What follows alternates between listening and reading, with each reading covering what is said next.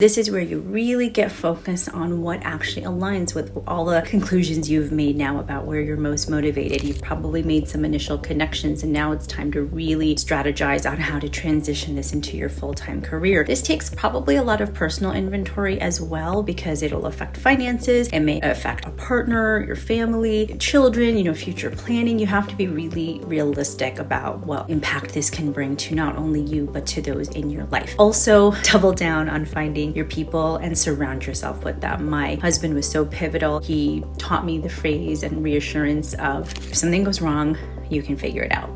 There were two other phases that I remember. One was, hey, your backup plan is being a robotic surgeon. And as physicians, we can go back to some level of employment. Most likely, we're not going to be destroying all opportunities, even the ones that are more standard from the past. And then the third comment one good friend told me as she was herself going up the ladder was, usually as you're making this climb or change, failure is not going to bring you all the way down to the bottom of the ladder. You may fail, but often you fail laterally. And then you've still learned something. You've still kind of gone up a few rungs, and now it's time to keep working. So I kept that in mind. If something goes wrong, I can figure it out. I have a backup plan. And even if I fail, I can probably take a pause and then keep going. So as the opportunities came, then I started naming my price, making it a long-term plan, looking at it as a whole solution and a real permanent existence, and then deeply connect, deeply network, deeply learn the new skills needed. And I really went out and did a lot of self-education, acupuncture, functional medicine, longevity, focused preventive health. I really beefed up my knowledge more around preventive health, cardiovascular risk, insulin resistance. These were actually not things I was talking about as an OBGYN robotic surgeon. So a lot of education that has to come with it, but I will tell you, it was the right path for me. I would have never changed anything because I'm so proud of everything I've done from the OBGYN days to what I'm doing currently now. It's really also allowed me to fit in the type of commitment I want